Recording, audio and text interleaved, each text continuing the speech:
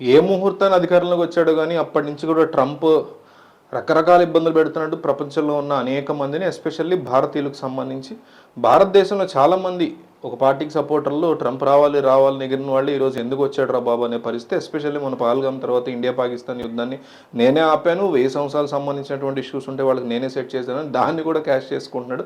మనమే డబ్బాగాళ్ళ అనుకుంటే మనకంటే డబ్బాగాళ్ళ ఉన్నాడు ఈడని మోడీ కానీ రాహుల్ గాంధీ కానీ ట్రంప్ని చూసి అనుకుంటున్నారు.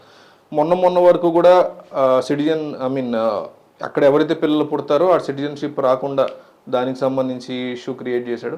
డిపోర్టేషన్ జరుగుతోంది.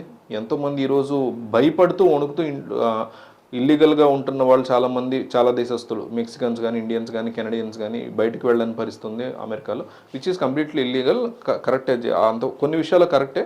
బట్ ఇప్పుడు కొత్తగా తీసుకున్నటువంటి ఒక కొత్త నిర్ణయంతో చాలామంది ఎన్ని పెడతాడు ఈ లెవెల్లో అనే ఫీలింగ్ని, ఆ రకమైనటువంటి భయంలో చాలామంది చాలా క్లియర్గా స్పష్టంగా కనిపిస్తుంది అందరిలో. ఎందుకంటే అమెరికాలో నివాసం ఉంటున్న భారతీయులకి ఇప్పుడు కొత్త చిక్కు వచ్చింది. అధ్యక్ష బాధ్యతలు చేపట్టిన తర్వాత వలసదారులకి ట్రంప్ అతిపెద్ద షాక్ ఇస్తున్నాడు. జన్మతః పౌరసత్వం రద్దు చేస్తే ఎగ్జిక్యూటివ్ ఆర్డర్స్, మనం సిటిజన్షిప్ గురించి ఆల్రెడీ మాట్లాడుకున్నాం, దాదాపు 7 లక్షల మంది భారతీయులకి దెబ్బని దీని తర్వాత అనుకున్నాం. అయితే ఇప్పుడు ఇంకొక కఠిన నిర్ణయం తీసుకోవడానికి సిద్ధమవుతున్నాడు అని తెలుస్తుంది.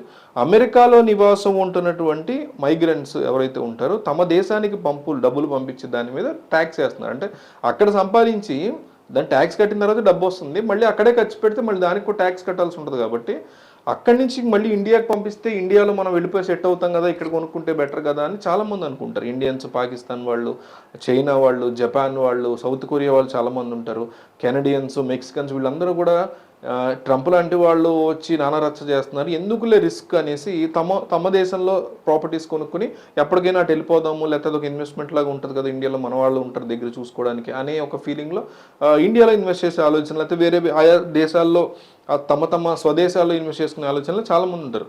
వాళ్ళకి దెబ్బ కొడుతూ ఎవరైతే చెల్లింపులు చేస్తారో, అంటే any kind of, only investments అనే కాదు, ఎనీ కైండ్ ఆఫ్ పేమెంట్స్ చేసినప్పుడు దాని మీద 5% ట్యాక్స్ వేసే ఆలోచనలో ఉన్నట్టుగా తెలుస్తుంది. జూలై నుంచి కూడా దీన్ని అమలు చేసే ఆలోచనలో ఉన్నట్టుగా చెప్తున్నారు.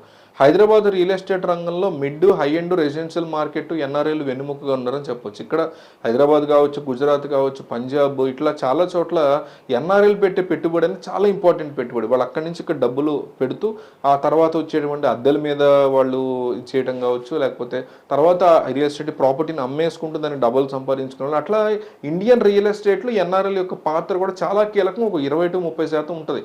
దానికి ఇది చాలా బిగ్గెస్ట్ గండ్ అని చెప్పొచ్చు. ముఖ్యంగా అమెరికాలోని ఎన్ఆర్ఐలు ముఖ్య పాత్ర పోషిస్తున్నారు ఇండియన్ రియల్ ఎస్టేట్లో. అమెరికాలో సంపాదించిన సొమ్ములతో హైదరాబాద్లో మిగతా చోట్ల పెట్టుబడులు పెడుతూ ఉంటారు. హైదరాబాద్లో మిడ్, హై ఎండ్ రెసిడెన్షియల్ మార్కెట్లో ఇన్వెస్ట్ చేస్తూ ఉంటారు. అయితే ఎన్ఆర్ఐలు స్వదేశానికి పంపే డబ్బుల మీద 5% ట్యాక్స్ విధించాలని అమెరికా అధ్యక్షుడు డొనాల్డ్ ట్రంప్ నిర్ణయం తీసుకోవడం హైదరాబాద్ యొక్క రియల్ ఎస్టేట్ రంగానికి, భారతదేశపు రియల్ ఎస్టేట్ రంగానికి, ముఖ్యంగా ఈ గుజరాత్, పంజాబ్, హైదరాబాద్ లాంటి ప్రాంతాలు చాలా తలకినొప్పిగా మారుతుంది. దాంతో ఇక్కడికి డబ్బులు పంపించకుండా అక్కడే ఏమన్నా కొనుక్కునే ఆలోచన చేసే అవకాశం ఉంటుంది. ఇది ఎప్పుడు అమలు చేస్తారనే దాని గురించి అమెరికా ప్రభుత్వం ఎటువంటి నిర్ణయాన్ని ఇంకా చెప్పకపోయినా కూడా జూలై 2025 నుంచి ఇది అమలు చేస్తారని వార్తలు అయితే వస్తున్నాయి. ఒకవేళ అమల్లోకి వస్తే అమెరికా ఇన్వెస్టర్లు హైదరాబాద్, అమరావతి వంటి నగరాలు ఇన్వెస్ట్ చేయాలన్న ఆలోచన ఖచ్చితంగా దెబ్బతీస్తుంది. వాళ్ళు ఇక్కడ కంటే 5% కోల్పోవడం కంటే, ఎందుకంటే ఇప్పుడు ₹1,00,00,000 పంపిస్తే 5% అంటే చాలా అమౌంట్ని వాళ్ళు లాస్ అవ్వాల్సి ఉంటుంది.